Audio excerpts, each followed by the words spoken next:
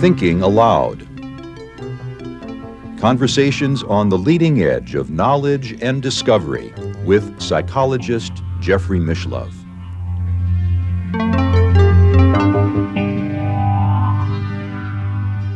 Hello, I'm Jeffrey Mishlove, and today I'd like to talk about money. Some people would be inclined to say that money is not a very spiritual topic. I beg to differ. I think that money is right at the root of our spirituality. And in fact, I mean that literally, because when we talk about the chakra system, the great Indian system of the subtle spiritual physiology of the body, the root chakra at the base of the spine, sometimes symbolized by the coiled serpent of Kundalini, and sometimes symbolized by a dragon guarding its gold inside of its cave, because the root chakra is where we have the instinct to hoard, the instinct to accumulate wealth for ourselves. And it's interesting, this is the very first chakra. So when Sigmund Freud, for example, developed his theory of the unconscious and said that it mostly contains the libido or sexual energies and our aggressive desires, things that are considered somewhat taboo subjects in a civilized Victorian society in which Freud grew up. Well, he wasn't really Victorian English, but in the 19th century and early 20th century, there were things that were simply not acceptable to talk about in polite company. But money is even deeper than sex and aggression. We live in a culture that is dominated by materialism and the quest for money. I hardly know anybody who doesn't think about money much of the time, maybe all of the time. So much of our self-esteem is tied up in how much we're worth, how much we have. Not only that, money represents personal freedom, our ability to have what we want to have, and our sense of things that we will never have, and our ability to go where we want to go, when we want to do it. It's all related to money. I'd like to add that I think our culture globally is very much out of balance when it comes to money. For example, in the wealthy countries, there's an epidemic of obesity, whereas in the poor countries, there's an epidemic of malnutrition and even death by starvation. In a world where there's plenty of food for everybody, that seems to be a spiritual crime. Now, most of you probably don't know that money is actually a very big interest of mine. In fact, financial forecasting has been one of my top interests for the last 20 years nearly, since my dear friend and colleague, Dean Brown, began to share with me his methods of financial forecasting.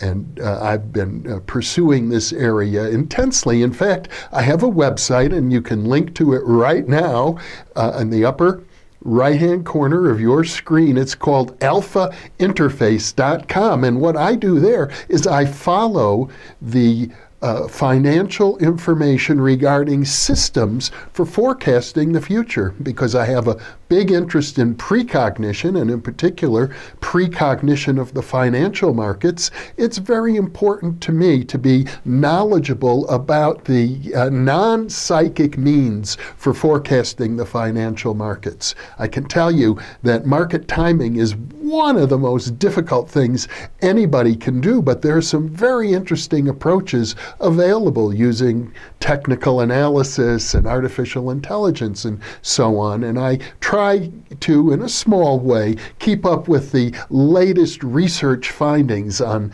that website.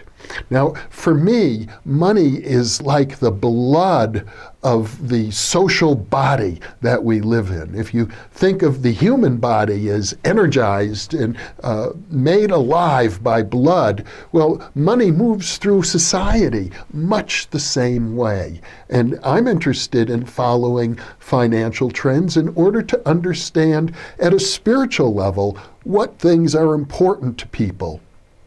What industries are gaining, what industries are losing. That says a lot to me about the global consciousness of the planet.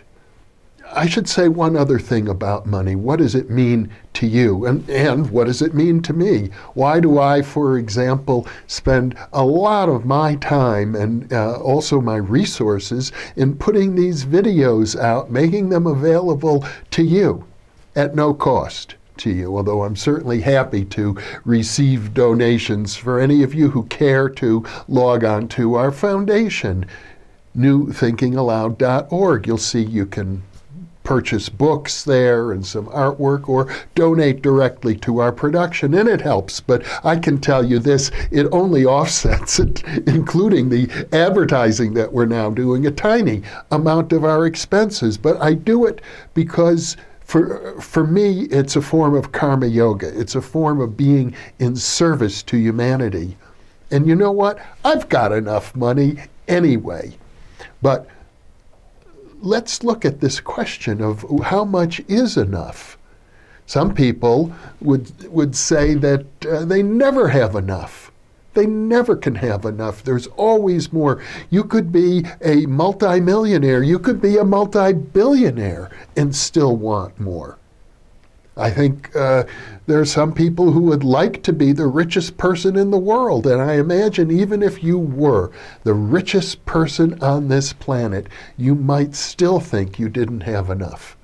Now, in the Jewish tradition, there's a text called Pirkei Avot, the saying of our fathers, and probably the most popular of these sayings goes something like this: who is rich? And the answer is he who is content with what he has. Now, I don't quite buy that. I think it's good to have goals. I think it's good to have desires. I think it's good to want to improve your situation in many ways. But perhaps financially isn't the most important, although perhaps it is. There are some people who are desperate. Even in this wealthy country of ours, not enough people can afford to put food and medicine on their table together at the same time. It's often one gets sacrificed in the name of the other. And we live in a culture where the poor people seem to blame the rich people for all the problems in the world, and the rich people blame the poor people for all the problems in the world. Money is really, I would say, at the root of almost all problems that we face, because some people are far, far too attached to what they have and hoarding it and hoping to increase it way beyond their reasonable needs, and other people don't have enough for the basic necessities of life. If we want a world that works for everybody, this is a problem that needs to be addressed. And I don't think it's being addressed, frankly. If anything, the situation seems to be getting worse, not better. So let me leave you with this thought. What does money mean to you? How much of your mental and emotional energy is focused on the thought that you don't have enough, that you're not happy with what you have in life? And how much of that is healthy and how much of it isn't? I'll leave you with those thoughts. Thank you for being with me.